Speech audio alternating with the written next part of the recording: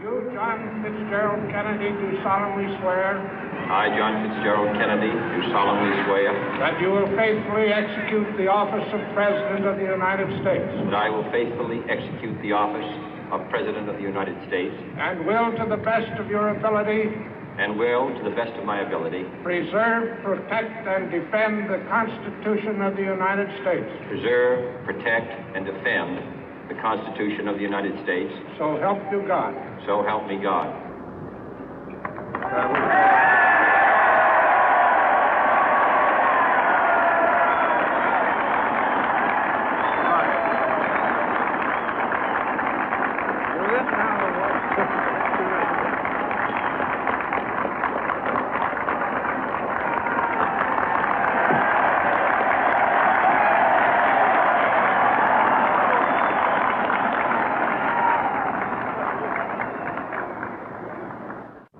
Vice President Johnson, Mr. Speaker, Mr. Chief Justice, President Eisenhower, Vice President Nixon, President Truman, Reverend clergy, fellow citizens. We observe today not a victory of party, but a celebration of freedom, symbolizing an end as well as a beginning, signifying renewal as well as change. For I have sworn before you and Almighty God the same solemn oath our forebears prescribed nearly a century and 3/4 ago. The world is very different now, for man holds in his mortal hands the power to abolish all forms of human poverty and all forms of human life. And yet the same revolutionary beliefs for which our forebears fought are still at issue around the globe. The belief that the rights of man come not from the generosity of the state, but from the hand of God. We dare not forget today that we are the heirs of that first revolution.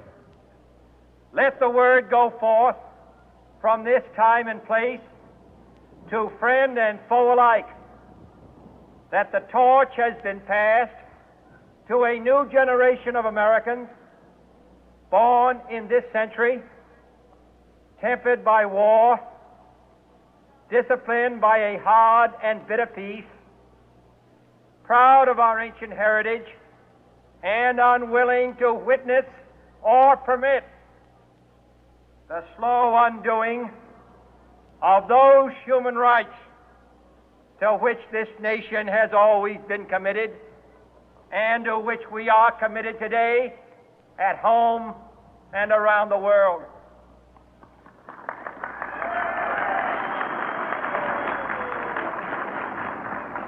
Let every nation know, whether it wishes us well or ill, that we shall pay any price, bear any burden, meet any hardship, support any friend, oppose any foe to assure the survival and the success of liberty.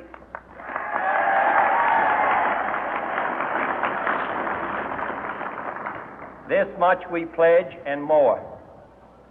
To those old allies whose cultural and spiritual origins we share, we pledge the loyalty of faithful friends.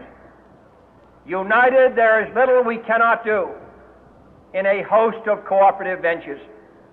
Divided, there is little we can do, for we dare not meet a powerful challenge at odds and split asunder. To those new states whom we welcome to the ranks of the free, we pledge our word that one form of colonial control shall not have passed away merely to be replaced by a far more iron tyranny. We shall not always expect to find them supporting our view, but we shall always hope to find them strongly supporting their own freedom, and to remember that in the past, those who foolishly sought power by riding the back of the tiger ended up inside.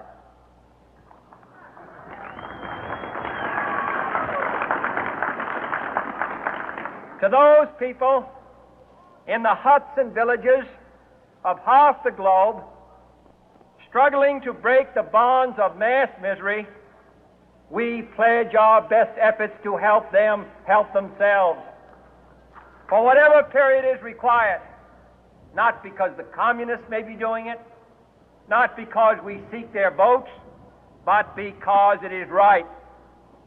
If a free society cannot help the many who are poor, it cannot save the few who are rich.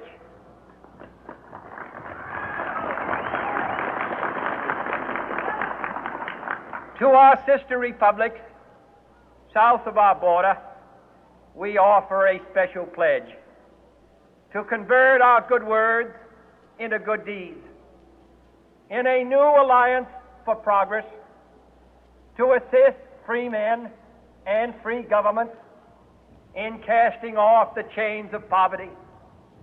But this peaceful revolution of hope cannot become the prey of hostile powers. Let all our neighbors know that we shall join with them to oppose aggression or subversion anywhere in the Americas. And let every other power know that this hemisphere intends to remain the master of its own house.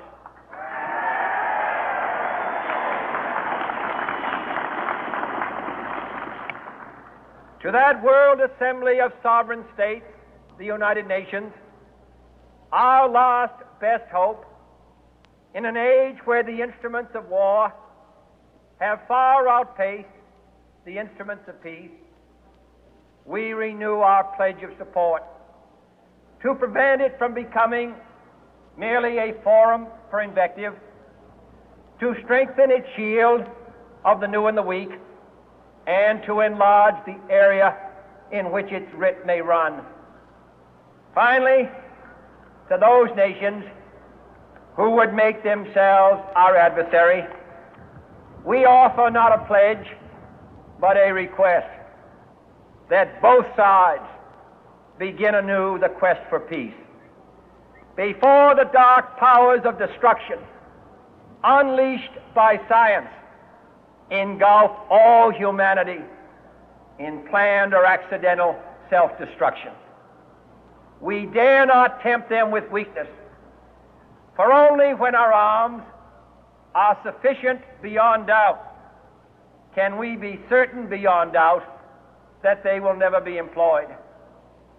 But neither can two great and powerful groups of nations take comfort from our present course, both sides overburdened by the cost of modern weapons, both rightly alarmed by the steady spread of the deadly atom, yet both racing to alter that uncertain balance of terror that stays the hand of mankind's final war.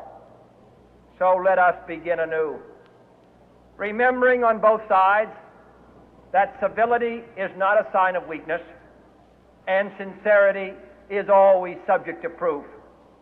Let us never negotiate out of fear, but let us never fear to negotiate.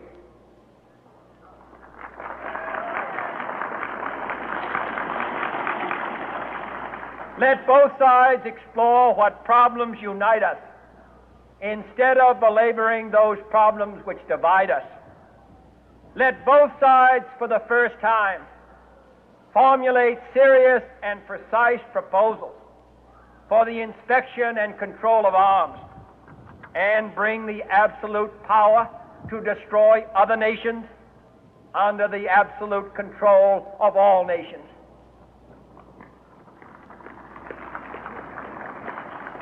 Let both sides seek to invoke the wonders of science instead of its terrors. Together, let us explore the stars, conquer the deserts, eradicate disease, tap the ocean depth, and encourage the arts and commerce. Let both sides unite to heed in all corners of the earth the command of Isaiah to undo the heavy burden and let the oppressed go free. And if a beachhead of cooperation may push back the jungle of suspicion, let both sides join in creating a new endeavor, not a new balance of power, but a new world of law, where the strong are just and the weak secure and the peace preserved. All this will not be finished in the first 100 days, nor will it be finished in the first 1,000 days, nor in the life of this administration, nor even perhaps in our lifetime on this planet. But let us begin.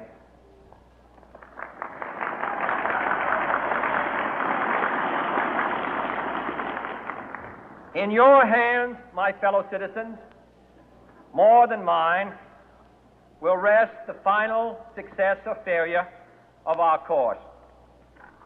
Since this country was founded, each generation of Americans has been summoned to give testimony to its national loyalty. The graves of young Americans who answered the call to service surround the globe.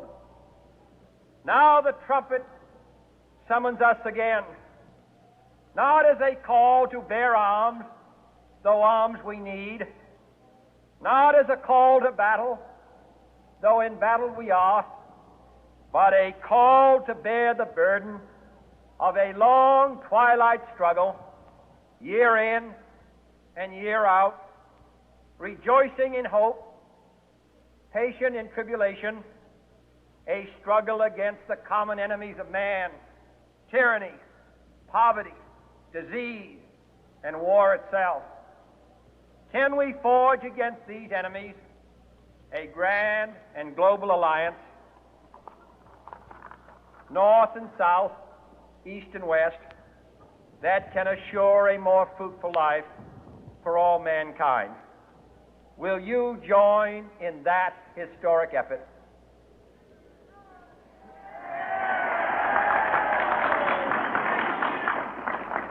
In the long history of the world, only a few generations have been granted the role of defending freedom in its hour of maximum danger. I do not shrink from this responsibility. I welcome it.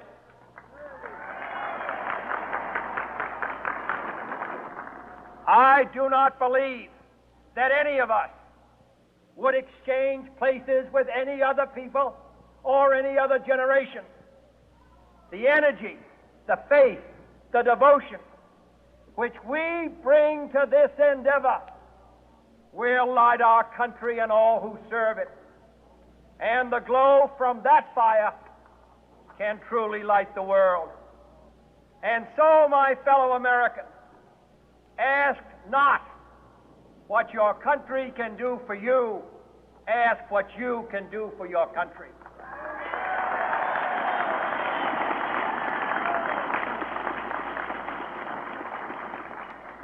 My fellow citizens of the world, ask not what America will do for you, but what together we can do for the freedom of man.